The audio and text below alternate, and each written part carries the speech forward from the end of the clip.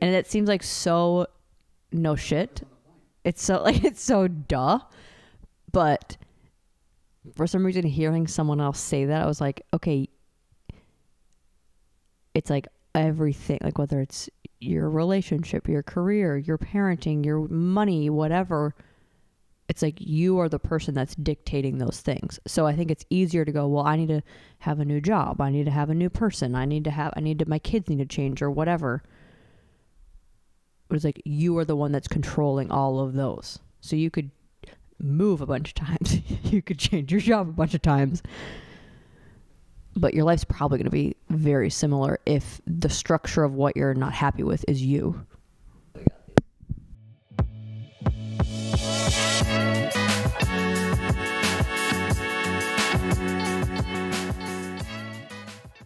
Here we are, Seattle, Washington. What do you think?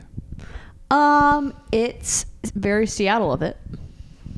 It's being very Seattle. It is, but it isn't because the sun's out. You said that the sun's usually not out. Yeah, that is weird. It is sunnier than it has ever been. How many years and years and years I've been coming here, but it's exactly what you would expect. Like I like we've been talking about it a lot. Like I like the architecture. I like the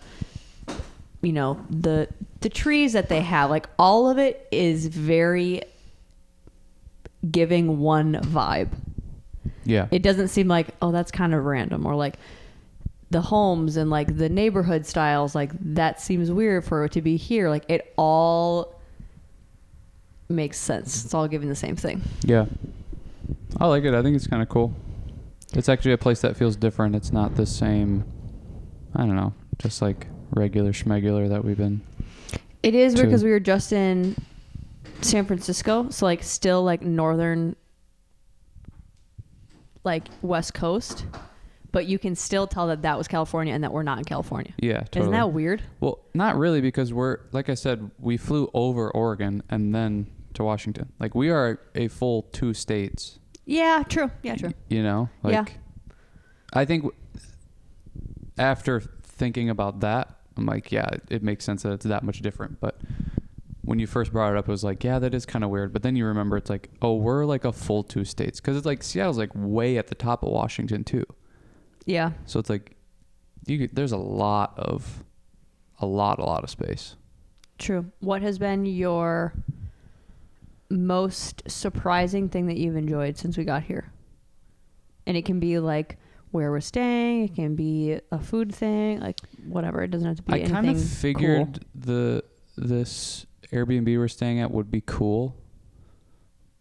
I think the surprising thing, I don't know. I guess I just didn't think Seattle would be that neat.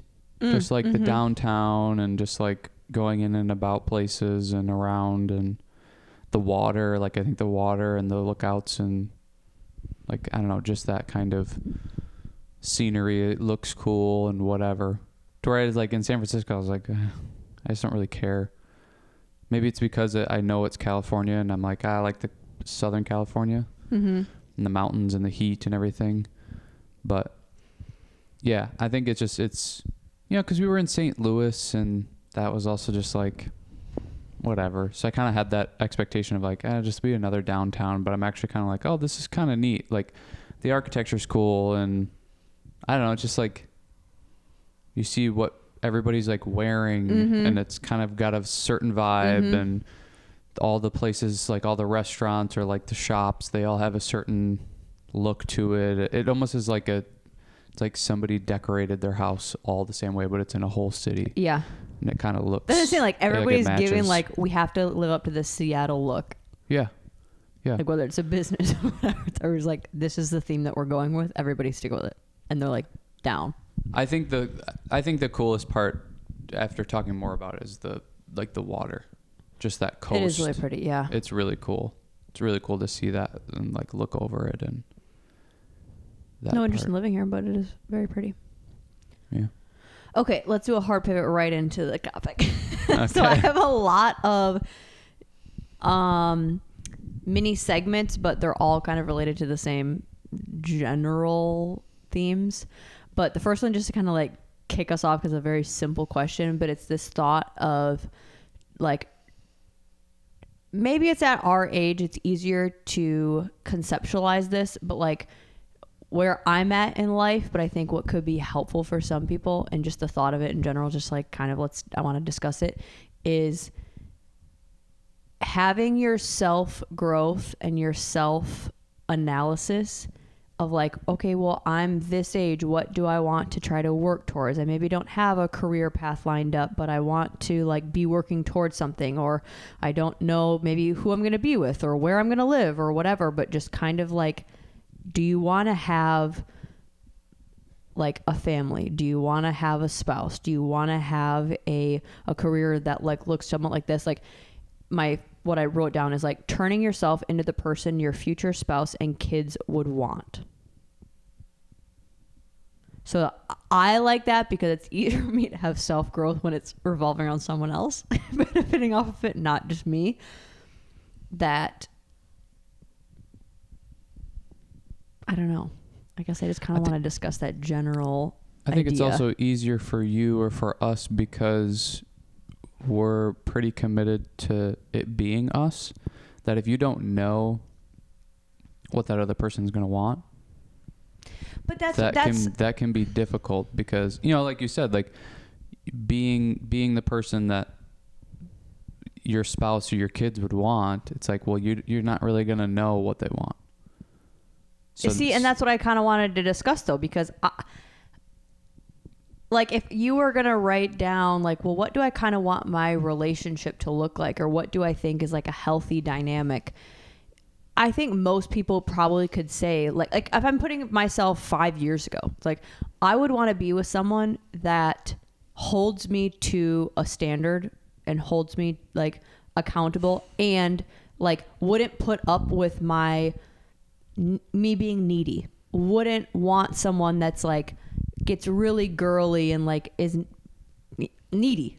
Like I wouldn't want to be with someone that would find that attractive or find that appealing. So I'm going to do everything in my power to get away from being needy and being very self-reliant and being very emotionally mature, because I know there are guys that like that and attract to that, and I wouldn't want to be with them. So just like finding more traits like that of the guy that I would want to be with would want me to be very emotionally mature. So I need to learn how to be emotionally mature. A guy that I would want to be with would want me to be in shape and healthy. I need to continue to live that life or get better at it or whatever. Because if I wouldn't want to be with someone that like, I don't care what you look like or what you weigh or if you're healthy or not, we can eat whatever, we can drink whatever. I wouldn't want to align with that person.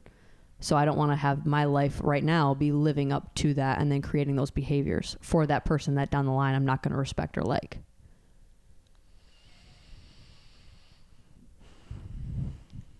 Yeah. I don't know. I think it's Next topic, moving on. I want to be with someone that is open to debate. I can see where you're coming from, and it's hard to poke holes in it, because it's like, yeah, you know what you want and you know what you want the person that you're going to be with and what they like, what you want them to want. But I think it's kind of closing off the idea for anything other than what you want, which is like a huge part of life is the unexpected. Oh, I didn't know that I would like that, or grow to like that, or I don't know, just like any of that sort of stuff. Because I mean, we've been together 7 years. Like, how much has changed within those 7 years of what each of us cares about or doesn't care about, or what we wanted versus what we didn't want. Like, even that throughout the 7 years, there's evolution with that person, that things change. Things that you really, really wanted and cared about in the beginning, you maybe don't so much anymore, or it's not as big of a deal as you thought it would be, and whatever. That, I think that's a somewhat of a part of the issue with dating now, is it's like, you better show up the person I want you to be right away, otherwise I'm going to move on right away. There's no like, hey, let's build this together and grow this together and go through the pain to make something great, and we'll both adjust because that's just what's required. Mm-hmm.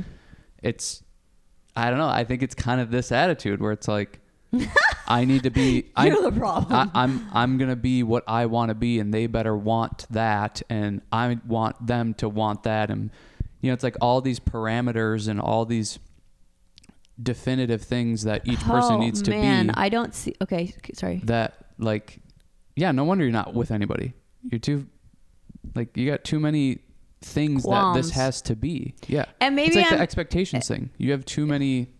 Maybe too many rules. This verbiage doesn't bring clarity to what my thought process, how I'm thinking about it, what this picture looks like in my head.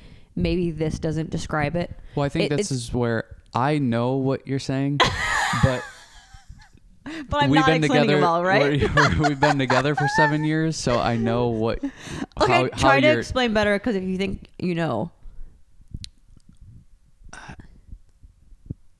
I think the basis of what you're saying is you need to try to become the person that you want to be and somebody wants to be with. And that work starts now. It doesn't start when you're with that person. And it's the same thing with kids too. If it's important to you to have a healthy household, say, of active people and stuff, you can't be not active right now and then have kids and start to try to pick it up. You should gain that skill and be that person beforehand. And then when kids come, it's just stepping into that world for them, and it's already established in there. I think it's that. Sorry. I think where it gets a little swampy is you have to leave yourself the door cracked a little bit on some of the ideas. And I think that's true for everything. You can't have a door completely closed on, my ideas are in there and nobody's getting in to change it. You should leave a little bit of a crack so that new ideas can come in and out, or you at least are giving the opportunity for that door to open a little bit. Where if you have that thing locked and shut, it's I need to be healthy, and the person that I'm with needs to be able to needs to not want a needy person, and it's that's the whole opposites attract thing. It's one person's really needy, the other person's not, and that's what kind of makes a great combo. Yeah, and that's where I think I'm misleading it by saying, because there's no part of this where I want it to be, you need this, you want this, I need to be with somebody that's like this. It's not that at all. It's more because I feel like we see that a lot, where it's I have this list and I'm looking for this perfect person and they need to da da da da da. To where this in my head is more, I need to bring it. I need to be the one that's bringing something good to the table, not just expecting the other person to want me no matter what. It's less of look for the other person and what they need to do, and more introspective of this is what I need to bring to the table and work on that, versus everybody thinking well, I'm a catch. It's but you're not. I think the issue that you run into though is you're trying to predict what the other person's going to want you to be. So it's you can't come from that point of view. You have to come through a point of view of I just want to be better for me and hopefully everybody overall. But if it's I don't want to be needy, so I'm going to work on not being needy. It's well, what if the other person wants you to be needy? Yeah, and that's people totally want that. Yeah, they want somebody that wants them. So I think you have to think about it for yourself, not just And maybe that's I'm just going to where try to be the person that my random future kids want me to be, and it's you don't even know what they're going to want. Maybe that's my weird of manipulating myself. Because I said, it's easier to do that when you are doing it for someone else or something else, even if that person is made up. That's one of Jordan Peterson's rules. Treat yourself like you would, or take care of yourself like you would take care of somebody else. It's so much easier to take care of other people, but we need to do that for ourselves, to where I think kind of like what you said, you're almost hacking it a little bit to get you to still do it, but it has a different intention. I think the problem is when you get too far along and then you realize, oh, your intentions are kind of weird and a little bit misguided, and it's about stuff that isn't, not that it's not important, but almost not genuine. Sure. Yeah. Or it doesn't work out that way. you put all this work to become this person that your kids just want and love so much, and then they freaking hate you. It's like they're pissed because you won't let them get a Lego set. No, and those things are just like the basics of like what kind of structure maybe do you want? Like the individuals, like the things you're going to care about, the things that your kids are going to need and require of you, like those things are going to be should be adjustable, but like setting up the structure in which those things can be adjusted. Yeah, that's why I think you got to have the door cracked a little bit. Sure. Because what you think you're going to be or need to be for whoever you're going to be with, or your kids or something, or even just like your family and friends, then all of a sudden they're bringing up how they don't like those things about you. And you're like, I've worked so hard to be this way for you. And it's like, well, why? I didn't ask you to. And I never wanted that or liked that anyways. That's where it's like, you got to do it for yourself. Yeah. Okay. I could see that. I agree with you and with me. Kind of going back to the pillars thing. Like find your own pillars. Don't make pillars for other people. Yes. Okay. Got it. Continuing with that, like talking about just change. When I was listening to the podcast with Chris on Modern Wisdom and that Dr. Joe Dispenza, which is weird now that I listen to that and then I'm hearing him come up on a lot of other people's like a new discovery. That red car syndrome thing. But something he said is nothing in your life will change unless you as the person changes. Yeah. And it seems like so we talked about this on the plane. It's so duh. But for some reason hearing someone else say that, I was like, okay, it's like everything, like whether it's your relationship, your career, your parenting, your money, whatever, it's like you are the person that's dictating those things. So I think it's easier to go, well, I need to have a new job. I need to have a new person. my kids need to change or whatever. But it's like you are the one that's controlling all of those. So you could move a bunch of times. You could change your job a bunch of times. But your life's probably going to be very similar if the structure of what you're not happy with is you. And also you need the availability to change within yourself to allow yourself for those better jobs, relationships, whatever. I think everybody's waiting for the other person to change or the situation to change. And it's like, you're going to be waiting a long time. How many people do you know that have the same problems they had 6 months ago, a year ago, 3 years ago? It's like, it's because you're not doing anything about it. You're waiting for somebody else to change or somebody else to do something else for you. Again, we talked about this on the plane. It's like, you can't just be blaming other people for the things that are going wrong. You have to, you can do that, but it's not going to be productive and nothing's going to change. It's like you have to do something about it to change things. If you don't like the way that somebody talks to you, you need to change the way that you're responding to them. You can't just go, you talk mean to me and you need to stop. Well, that's not fair of you to do. It's like you can't tell other people what they need to do or change or whatever. It's like you have to take self-responsibility and go, hey, I don't like the way you talk to me. You're going to continue to talk to me like that? I'm just not going to talk to you back. Or any other version or way about it. But you're taking responsibility and you're taking action to change the situation. You're not just going like, oh, okay, and then walking away and being like, God, they're so mean to me all the time and they talk mean to me. It's like, did you do anything about it? Or did you just sit there blank face and take it? Like, you're enabling them. And then you're pissed that they continue to do it. Well, it's like, this is your fault.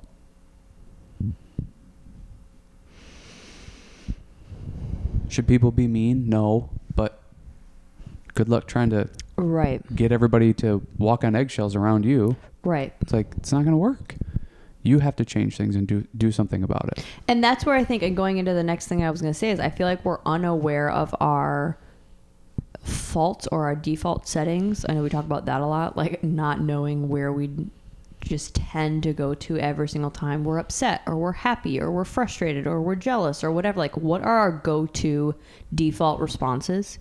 And then being able to, in every little moment of that, going, I'm going to choose something different. I'm going to rewrite the story. I'm going to rewrite my brain. And going deeper into like what he was talking about also in that podcast is like there's science behind that. Like your brain actually calibrates and reforms new patterns and grows different whatever chemical responses when you do that. And I think it has to come from like understanding what your pattern is. And that's what I wrote down is it's not the instant, it's the pattern. And we are not aware of the pattern. So it's like, it's not the, oh, well, that one time I was just weird. Or like, it's not like, well, this, when I ever have to deal with this person or whatever, it's one thing is not going to change the same way that one time you doing something isn't the end all be all. It's like, what are you continually doing? What are you continually going to? What is your go-to fight or flight, or what's your response? So I mean, that goes into like everything we ever talk about. It's just behaviors and patterns, and it's like just another example of that continuing to be true. Like you're not going to lose 30 pounds because you worked out once. You have to continuously work out and make that habit and do that all the time. Just like with this, like you don't like the way that people talk to you. It's like, well, you have to change the way that you're hearing it, or, you know, how you're responding, whatever it might be. And you have to do that for multiple times, long periods of time. Like you have to create that new pattern. You have to create that new behavior, because it's not something that's going to happen in one instant, like you said. Well, and that's something that he was talking about in the episode too, is like your reaction to that needs to change. So it's not only, okay, well, if people like aren't communicating in the way that I see fit, which is also like, okay, where is that coming from? But like, say truly like in a business standpoint, something that we have talked about or something like that, like this is not how we've discussed that it's supposed to be handled. I can't just action and go, well, I'm going to start saying this, or I'm going to start communicating in this way, or using this setup and using the structure or whatever. It's also my reaction to you snap at me, or that person snaps at me, and my initial is like, okay, well, I'm going to destroy you. It's like, right. Because even if I like, I'm going to destroy you, but in the structure that I have laid out and in the way that I'm going to say it, it's like, but that's still my, like the going back to the brain thing, like my brain is still registering it as I'm going to destroy you. Yeah. To where I need to take it in like, okay, no, you need to change your response to something else. Whatever you find productive in that moment. Well, it's like you have to kind of take the time to figure out how you want to come across and how you want this to go. Like, are you trying to ruin a relationship? Well, then sure, like be impulsive and come from that attitude and do that. But if you're trying to better a relationship, or at least keep it the same and not have it be worse, you probably have to take more time to think about and like calm down to respond in a way that's appropriate and like you said, productive and moving things forward, rather than just this impulsive, or you get yelled at or something and then you're like, they shouldn't yell at me like that. They shouldn't talk to me. They shouldn't do this. And now I'm pissed, and that really pissed me off. And how do they think they could do that? And blah, blah, blah. And now you sit on that for 2 or 3 days, and you finally get to see them again, and you come from that space.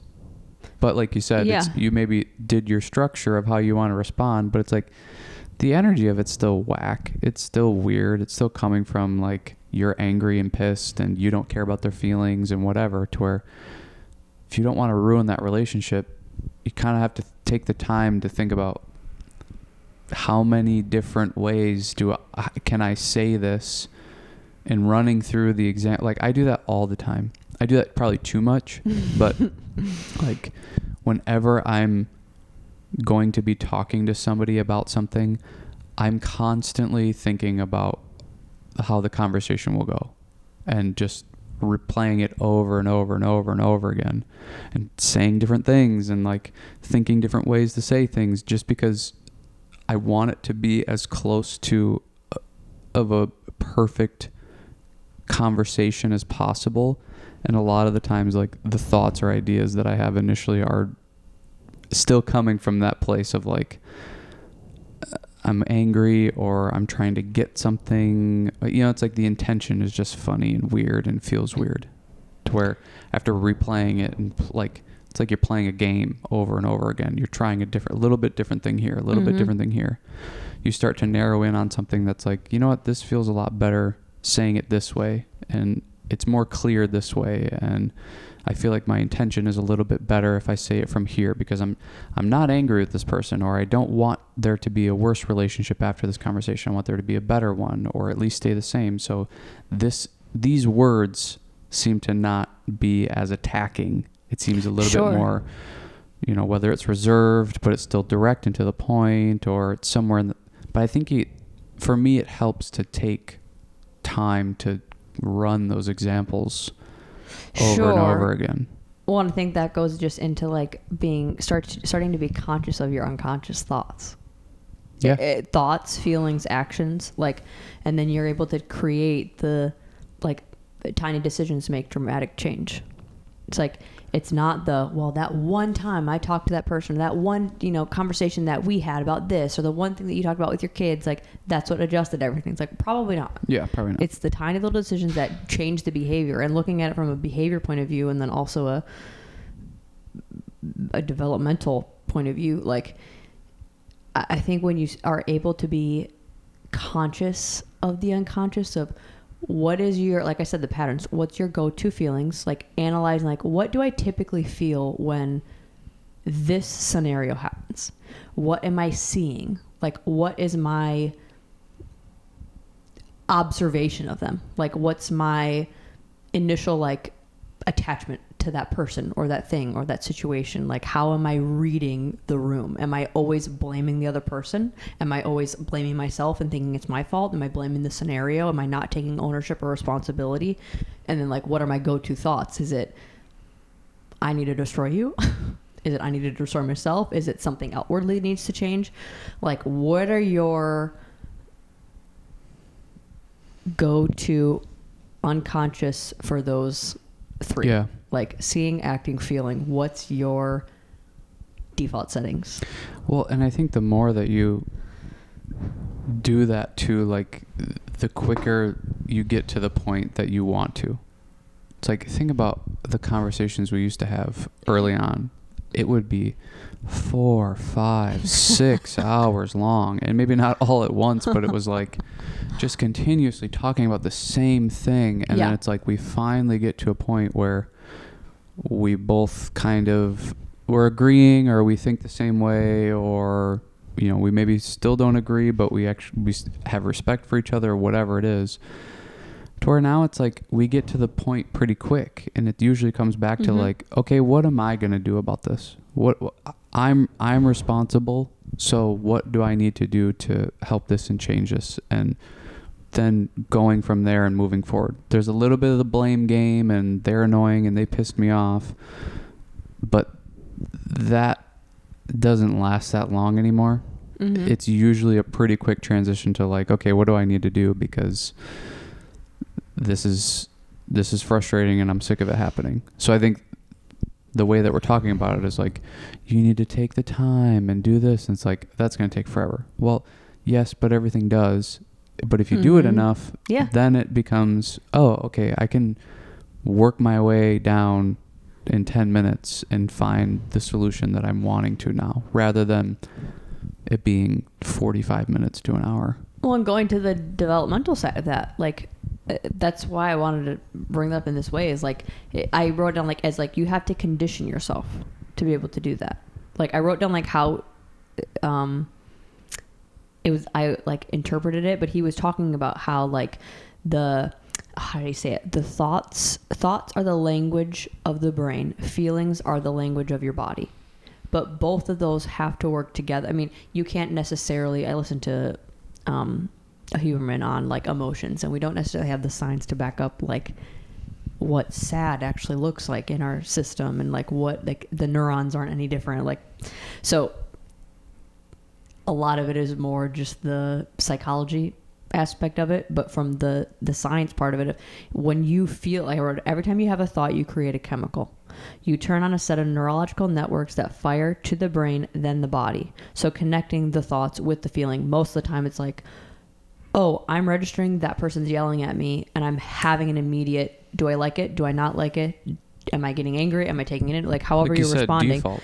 And then that chemical that's firing, like that, your body wants to create It wants to stay in the similarity. Like they don't want to like have to keep doing this of like, are you happy? Are you sad? Are you confused or whatever? They want to just create what's already happening so that chemical structure doesn't need to change and that network doesn't need to be adjusted. So if you're automatically going to, I'm going to destroy you. Yeah. Your body and your brain are going to start to keep working together to create responses that will feed that loop. Yeah. The analogy they always give is like you drive through snow, you make a path through it. It's easier to stay within that path than to make another one. Yeah. You're going to continue to go down the same tire tracks and it just becomes more and more defined. So it's, and that's to say with the conditioning, like you have to be able to be aware of your unconscious go-tos so that when you're able to be in that situation, it might take a long time because it's like over time, hopefully, or maybe if this is like a struggle situation where you're not getting into it often, but like being able to go, okay, hold on, this is what I normally do, this is what I want to be, this is how I want to respond, this how I want to act, this how I want to feel, this how I want to see it. Then you make a tiny change that should hopefully be starting to like rework your network so that when that happens again, how many months down the road, you're able to like have the option to go, I'm going to choose to be like calm about this from the jump. Yeah. Well, that's because why your body actually has that recorded. And that's why you can't really let things just go undone because of this unconscious reaction that's happening. Because if you just let it go, it just continues to go in the same pattern, the same way every single time. And then all of a sudden you wake up and you're like, I'm depressed. It's like, well, yeah, because you've let your thoughts dictate, like you've let your unconscious thoughts dictate your life. You haven't been in control of it. Mm-hmm. So every time something happens and you feel sad about it, now everything that happens, you just feel sad. And now you're depressed. It's like, you have to control your thoughts more.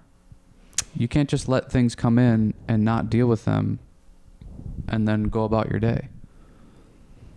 Because a lot of the times you're wrong. Mm-hmm. It's like you make up stories of, well, they were pissed at me and this and that and blah, blah, blah, blah. It's like, no, they weren't. You have no idea if they were or not. You're just making shit up. And in some weird way, this is making you feel, I don't even know if it's better. It's just familiar. Makes you feel like familiar in your emotions and your feelings. Mm-hmm. It's because you do that too much. That's like, you have control of your thoughts and you have control of your feelings, that you just need to choose the better ones. Yeah. It's super difficult, but again, it's one of those things. It's simple, not easy. It's like, you just literally need to stop yourself and go like, that's probably not what they meant by that. I know this person likes me and enjoys my company or whatever. They probably didn't mean to insult me there. I'm maybe sensitive about this thing. So maybe that's an area I should work on to not be too sensitive about. It's like... And then is there a theme of that? Are you noticing... anytime this general idea, whether it's in a work scenario, relationship, like I'm always kind of funky about that. Yeah. Because that can also, I think, help you kind of give yourself a little cheat code on yourself of like, oh, this is happening. I'm probably going to get upset about that. Or like, I'm probably like, that is going to be my go-to. Versus how many times have you heard like, I didn't really know I was that upset about that. It's like, how?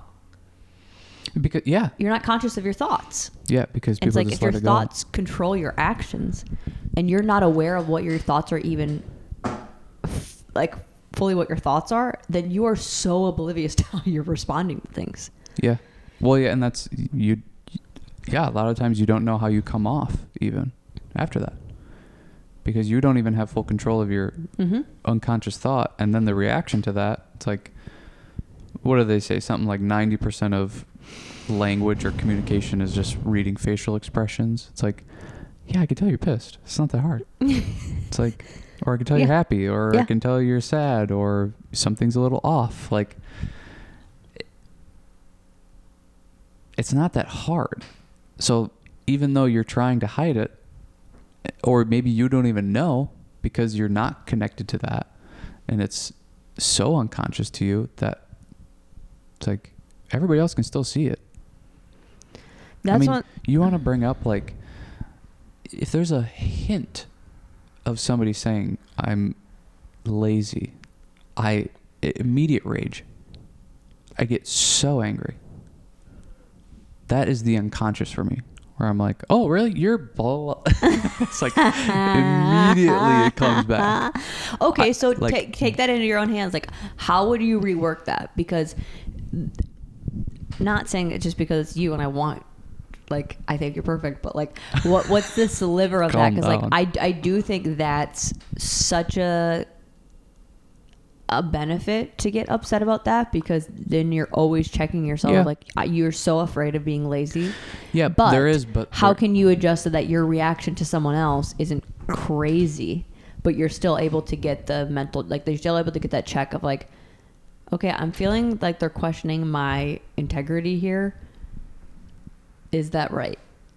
Like, do I need to check myself? Do I need to rework something? Well, that's probably the question immediately right there. So it's like, okay, am I being kind of lazy, or was I being lazy? Or are they just teasing and being funny? Mm-hmm. Are they like, do they actually feel that way? And I think that's just like, that's one of those things that I don't want to be perceived I don't want to be perceived in that way. Like, even 0.0001% that if somebody is bringing that up, it's immediately like, I got to change everything and work as hard as possible and whatever. But I don't know. I think kind of like you said, there's maybe some benefit, but at the same time, like, you have to be a little bit more introspective of like, am I lazy? Because it's like, my actions don't tend to show that. Do I have moments of laziness? 100%. And have I had big moments of laziness that I don't like? Yeah. And that's probably why I get pissed when people are saying any little thing about it, is it's like, because there's a part of it that's a little bit true. Sure. Or at least used to be. And it's like, oh, that sucks. And that hurts. But it's like, that's me being too sensitive about that. And it's also like, they maybe didn't mean anything by it. Even if they did, it's like, okay, but am I being lazy? No. Okay, then who gives a fuck what they think? Mm-hmm. Like, you're also taking way too much into what other people are saying. It's like, who cares? That's one of the things that, like, obviously coming from my point of view, and I don't know, the male point of view, I think we attract to these types of things. But it's like, one of the things Dana White said on a podcast recently was like, don't listen to anybody. It's like, nobody knows you. Nobody knows what you want, what's important to you, what you think is beneficial or not, or cool or not, or whatever. He's like, so why are you going to listen to what anybody else has to say? Now, obviously that's extreme, but there's also a certain layer to that of like, oh, you're calling me lazy, and I can think back to what has been going on today, and then there's really not a moment where that's happening. So what am I even worried about you saying that? And even if you truly have that perception of me, what's the damage? Like, you're going to go tell other people that I am? Well, then are they just telling a bunch of stupid people that are going to believe it?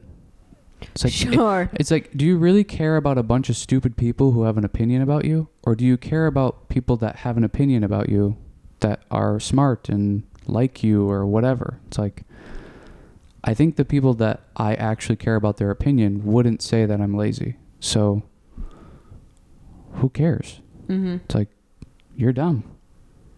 I haven't been lazy all day, so I don't know what you're talking about. Yeah, that is an interesting, actually, like, to think that's something that I would struggle with, is that concept. Because I would go more of like, who has power and control? Then I don't want them to think negatively of me. but it should be more of that, of like, who do I align with more? Who do I want to like be in my life, have connections with? Those people, I don't think they would think those things. Right. And I think that's the kind of the old adage too, of like, the people that you want to be around and want you around, it's more so that like the people that want you around are probably going to be the people that wouldn't listen to that or agree with that or think that way. Or it's like, you want to be around people that want to be around you. You don't want to be around people or trying to get people's approval that they think you suck and you're dumb and hate you and whatever. It's like, why would I surround myself with a bunch of people like that? I don't want to be around them anyways. It's like what we tell, kids at the studio when it's like, they're being mean to me and like, I want to be their friend. It's like, why? They're mean to you. What are you talking about?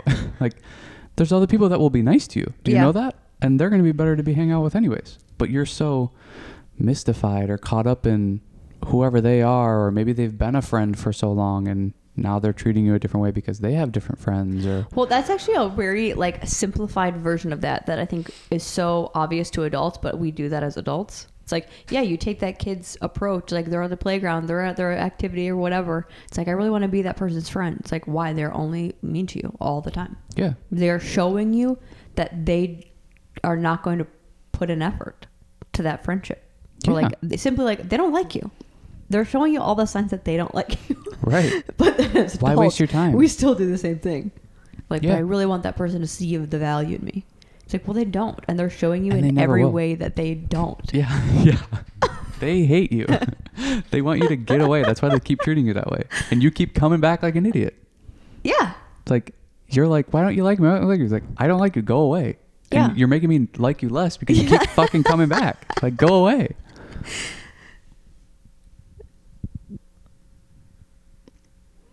Yeah. But I think what gets confusing about it is like what you said. It's like, whether it's in the friend atmosphere or the job atmosphere or relationship atmosphere, it's like this is where you really need to check yourself, is like what you said. It's like, well, I want the people of power to like me. And it's like, well, why? That's pretty sneaky snake. It is sneaky snake. You're being selfish and you're trying to get something out of it. And manipulative. Yeah. Right. So that's not coming from a good place.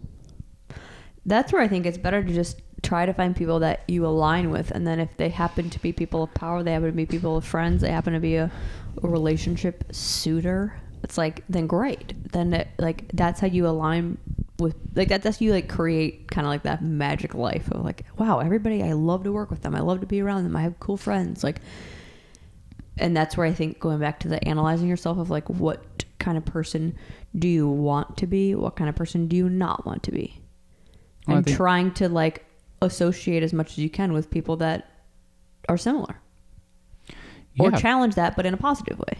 Right. That you can, because I mean, you can't find every replicas of you. Right. No, I'm not trying to say that. You're going to disagree with people, and that's going to be It's like, for fine. me, I want to be, I want to be someone that upholds kindness and like the betterment of yourself and others and uplifting and supporting people around me. I'm like, why would I want someone of power who like only cares about cutthroat money, like image? It's like, why would I was like, I could just translate, they have power, I want them to like me. It's like, well, why? Because they can give you stuff.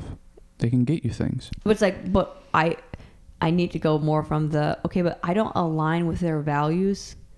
So it really doesn't matter, because also if that person likes me for certain things, it might not even be the things that I would like them to see. Like, they might start exploiting and pushing ways of me that I don't want to be. Yeah. Because maybe that relates to them more. Yeah. Well, and that's why I think where people get tripped up with it all is it's like the happiness conversation, where it's like the money is going to make me happy, and the being at this status is going to make me happy, and the driving the fancy car or being associated with these people. It's like, I don't know. in my limited experience of that, that's not what's going to make you happy. What's going to make you happy is being able to be the person that you really want to be and surrounded by the people that appreciate that and respect that and want to be around you and you want to be around them, and you all kind of have the same values and align in the same way, and those things are okay. It's like that. I think those things are going to make you happier than well, I work for this company and they do really horrible stuff that I disagree with, but I make $150,000 a year. So it's like, the amount of money is not gonna like all of a sudden change. You know, they go, well, we'll give you a $200,000 raise if you stay here. It's like, oh, I'm happy now. It's like, no, you're still not aligned with what they're trying to do and who they are as people. Like, you're not going to be happy in that way. But we attach too much to, I think, the money and I'm the, manager of the place. I'm the CEO, or I'm the this, I'm the that. And it's like, okay, cool. But the title only lasts so long. It's like when you get a new car. It's amazing for the first 3 months. And then you're like, oh, this is just my car now. It's like, I don't keep it clean anymore. There's dirt in here. There's fucking empty bottles. And like, it wears off just like the money will. It's like you start making a bunch more money for this company you disagree with. And it's great at first because all of a sudden you get all these new things. You buy a new house or whatever. But then you just, like, you always come back to normal. There's always a normal that you settle into. And then when you're in that and you go, ooh, I don't like any of the people I work with. I don't want to have a relationship with any of them. I don't think the way that they think. Like, we do bad stuff or something. It's like you start to just think about how you're surrounded by all this stuff you don't like. And again, it's why families are difficult, because people go their own opposite directions. And then you start to go, ooh, I don't really like what they're saying over there or what they think. And you're like, uh-oh, what's going on here? It's like, well, people change. Stuff is different. It's like, you don't have to upend everything, but you have to just kind of go, huh, that's interesting. Didn't think that that would turn out that way. And then you adjust accordingly. Yeah. Just the way of life.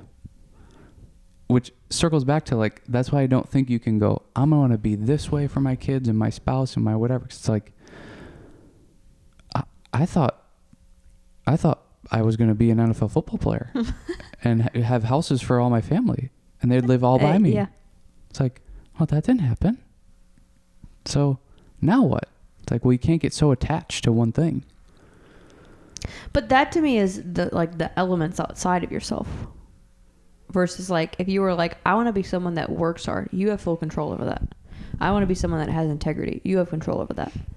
I want to be someone that, prioritizes my well-being. You can control that. Yeah. That's, I think doable. And I think trying to explain, like, you do that for yourself and kind of introspectively. You don't go like, oh, I completely disagree with this person about these things. They need to change. And then it's like, well, no, they don't. It's like, well, yeah, because it's my sibling or it's one of my parents.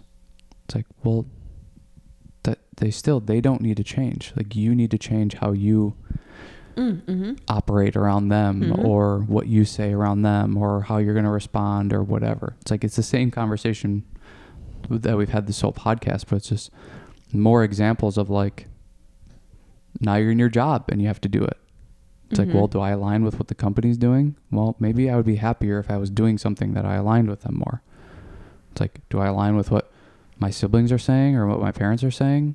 Not really, but maybe we just don't talk about those things then, because I still want to hang out with them and I still like them and want to be around them, but maybe let's not do that. Does the person I'm with have these weird ideas? Well, maybe we need to talk about them because I'm going to spend the rest of my life with this person.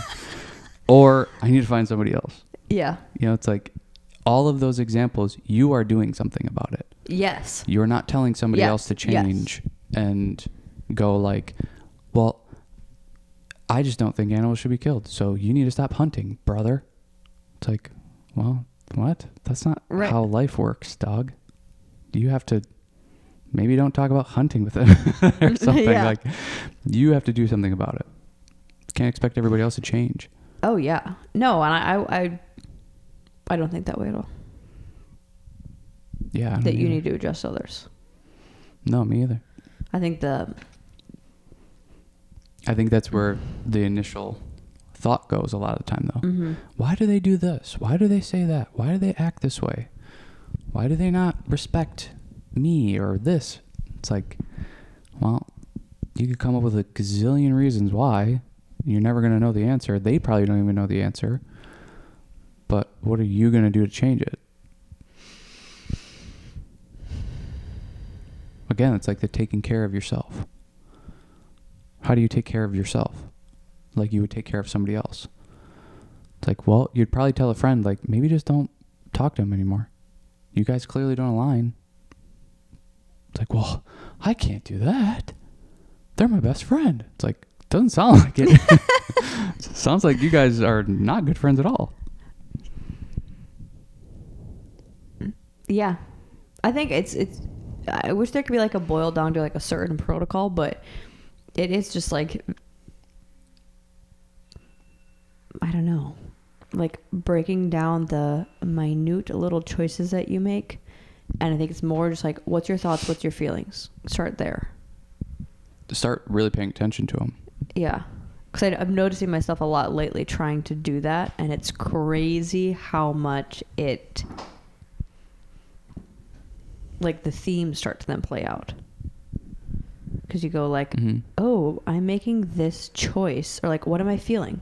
Oh, that's interesting. I was feeling that last time. Oh, I was feeling that in that other situation. It's like, I'm starting to feel this feeling every single time. Yeah. What's my response? Oh, my response has a similar theme. It's like, okay, so clearly like these are my default settings. So what are the opposite of each of those? Then when I'm in that situation, I can go, okay, I'm feeling jealous. I'm feeling like I need control. I'm feeling like whatever. It's like, I could analyze that and go, okay, why? Is there any positive to that? Is there something that needs to be adjusted? Is that actually true? Or is this crazy? And I need to switch it around. Yeah. Yeah, I think a lot of the times it is crazy. But I think that's something that I'm still like, what is the answer? Is like, to make adjustments, do you need to analyze first, or can you just boom, move forward and make adjustments? I don't know. I think it's either way. I mean, I think we're thinkers. We like to sit and think about stuff. So I think that works for us, of like analyzing it and then trying to put a plan in place to follow, you know, like putting a protocol in place so that, okay, when this happens, I'm going to do this, or I'm going to say this, or I'm going to, you know, not say anything at all. And I'm going to think about it. I'm not just going to impulsively respond or whatever. I think that helps us. But I think for some people, I don't know, it's like kind of like the gym advice. It's like some people, it's like, I just need to get up and go and not think. It's like literally just start putting... Think later. Yeah, put clothes on, do whatever. Just get to the gym and start, kind of thing, and not think about it at all. Because if I start thinking about it, I start to convince myself to not go or to do something else. Or, oh, I'm actually kind of sore. I should take an easy day, or I should do this. Or, oh, I'm going to be busy, so maybe I shouldn't work out and I got a lot of things to do. And so I think, like, I don't know, I think it's kind of a... Well, maybe it's just like the type of person you are. Or you kind of just like better when you don't think about it too much and you just do it.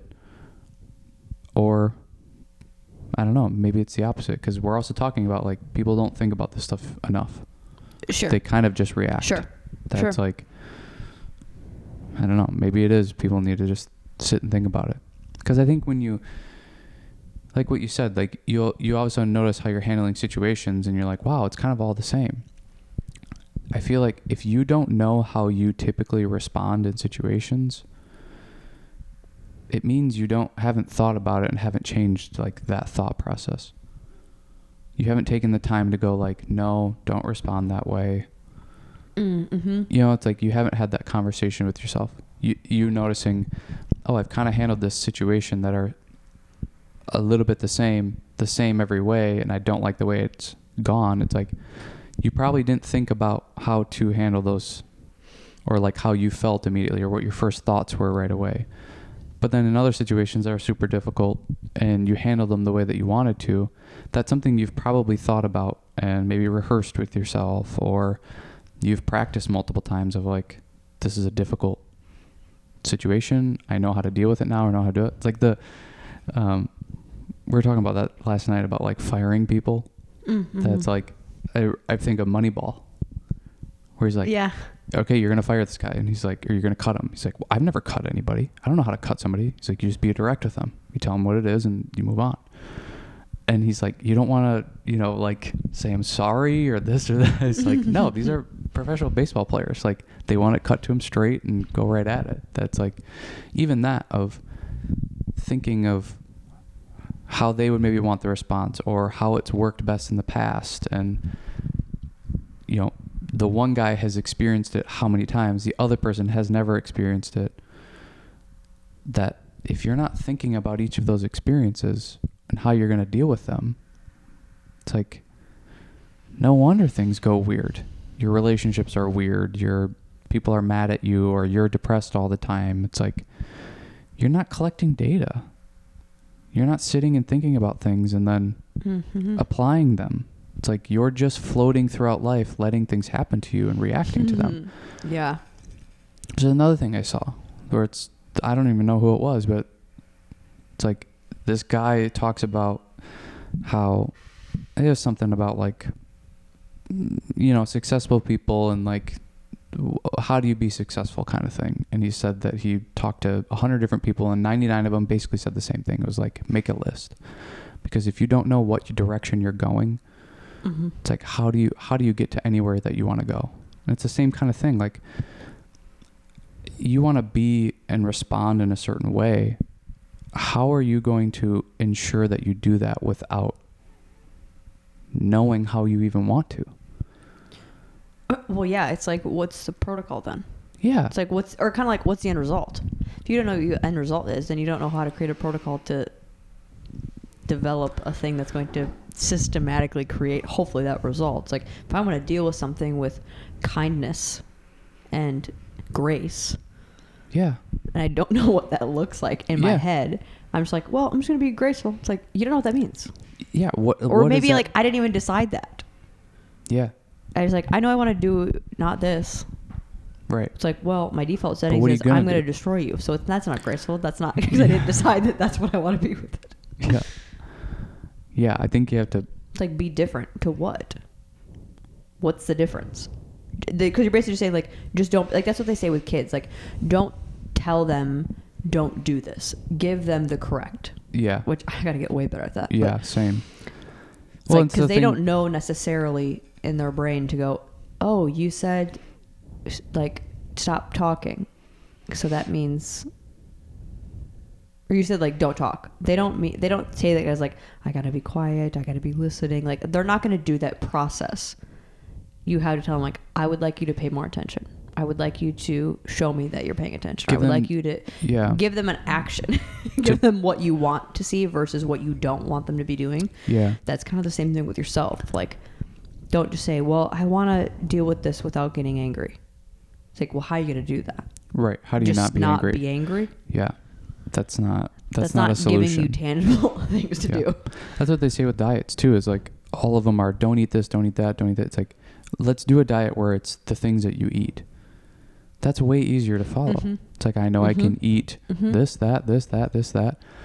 Go off of that, of things you can do, rather than just eliminating a bunch of different stuff. And because it feels like, oh, I don't even know what I can have now. Because it basically says everything. It's like, give them the list of the things that they can do. Analyze. Yeah, I think I don't know. I think it's the same, it's the same stuff as before. It's like, you wonder why your life is so sad and depressed and angry and whatever. It's like, Because you're buried in your phone all the time. It's like you're not taking the time to think about these things. Well, taking the time to think about what you want to be doing differently, but then also putting in the action, like putting in the protocols. How are you going to do it? Well, it's like everybody wants the solution without doing any of the work. I just wish I wasn't depressed anymore. Well, what are you doing about it? Well, nothing. Yeah. It's like, yeah, you're going to be depressed. It's like, that's literally the equation. Do nothing equals that's being like depressed. what I was trying to do with myself. Was like, okay, I want to work on the control stuff. It's like, okay, great. I've analyzed and I thought about that I would like to get better at that. Now what? Now what's the protocol? Yeah. So it's like now I can actually go, okay, when a situation comes up where I can sense that like I'm being out of the loop, I want to deal with it from a point of what is actually beneficial and what is just my control. Because sometimes it is going to be, oh, I do need that information, or I do need to be handling that situation because maybe I'm in charge of that situation and now I'm like actually slacking on that versus do I just want the control? Yeah. Just like putting that in place of asking myself that if I'm noticing that come up, checking in, not just like keep plowing through. It's like, no, have a check-in. Yeah. And then if it's, okay, I'm noticing that this is just control. This has no productive elements to it. And I know that for sure. Okay, then what's my next step? What's my protocol to like actually let it go? For me, it's beneficial to see where the positive of, where's the efficiency? What's the purpose of me not knowing? What's the purpose of me not helping? What's the purpose of me not taking over the situation? It's like saying when we're teaching, I easily could just, two kids are fighting, I could easily just go in there and handle it so it looks better. The parents aren't noticing anything. The kids are like over and done with. I could control the situation. Or like I'm in a type of position where I'm trying to explain something to someone of how to do a job or whatever. Same thing with the kids. I could do that too. I easily could just do it for them. Mm-hmm. And then there's my control and I love it. And I know it's going to get done great and how I want it to. The kids are not fighting anymore, maybe. Okay, well, I know that that's not needed. So where's the benefit? Where is the efficiency? The kids will learn how to deal with it on their own. So that's going to stop happening as much because then they will learn how to nip it in the bud quicker without them having to wait for an adult to deal with the situation. Well, and then the person I'm directing and teaching, they're able to deal with that situation on their own. So then the next time that comes up, there shouldn't need to be a nervousness of me needing to be in control because I know that they've handled it because I've backed up and allowed them to figure that out. Yeah. It's like, in a way, that is overall better and that is efficient. Yeah. I think of it the same way as like, you know, the people that are like, oh, I'm trying to lose weight or I'm trying to put on muscle. It's like, okay, what's your plan? What are you doing about it? Oh, I don't know. I'll just go to the gym and, you know, try to eat a little bit better and whatever. It's like, oh, so you don't have a plan. Like, it's the same thing of this. It's like, I'm going to try to have less control. It's like, okay, well, what are you going to do about that?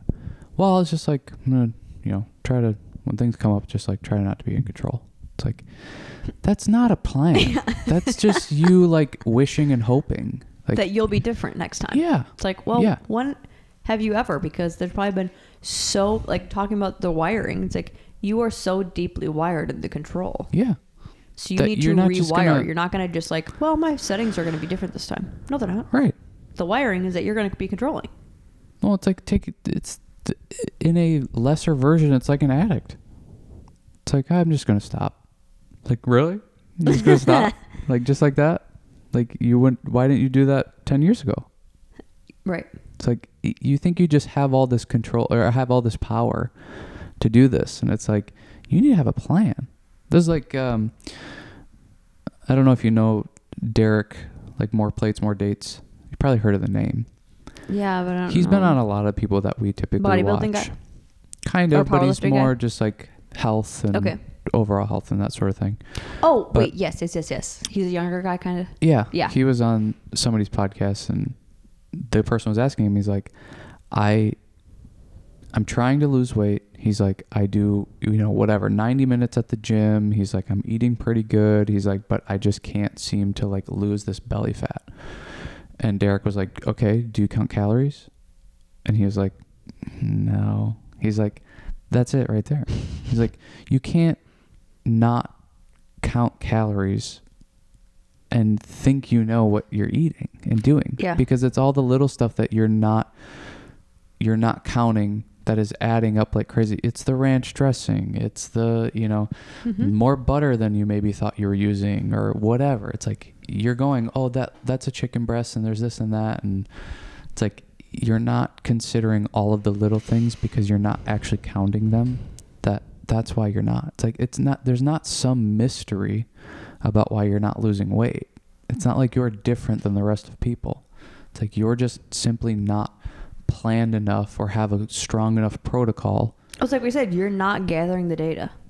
You are floating through floating. your life. You're wishing and hoping that tomorrow I wake up and I'm going to have 1 or 2 less pounds. And then the next day, same thing. To it's like, why don't you just formulate a good plan and a good, like, whatever it is, diet, exercise, whole regimen and calorie counting and this and that, and then go from there and be diligent about counting every little thing. Because then there's direction. Yeah. There's direction, there's accountability, there's structure. And then you won't know, why isn't this happening? Why isn't this working? Well, I've missed 4 gym days and I've had 2 nights this week where I went off the rails. It's like, it's all right here in the shit I wrote down or in the data. It's like, I think you have to have plans for stuff and you have to have bookkeeping. You have to take the data down. Yeah. It's like, you got to do those things if you want to get running to your books. Yeah. If you want to go anywhere, it's like, you're just going to float through life wishing and hoping on everything. Yeah. Yeah. Cause that really is kind of like, it sounds so simple, but who makes plans? Like who writes out a year plan or a 6-month plan? Like, people just don't. And the same with the diet thing. They want to lose weight, but they don't have a plan. And they don't take data. It's like, oh, okay, I want to make more money this year. Or I want to save more money this year. And then you don't plan anything or structure anything? Yeah, you think your actions and behaviors are just going to change. Yeah. It's like, that is so hopeful. To where if you literally went like, I'm going to save $100 this month, and you put that aside, and then you spent whatever else you had, you're going to have that $100. And then you do that again the next month, you're going to have it. It's like, it doesn't just disappear. Yeah.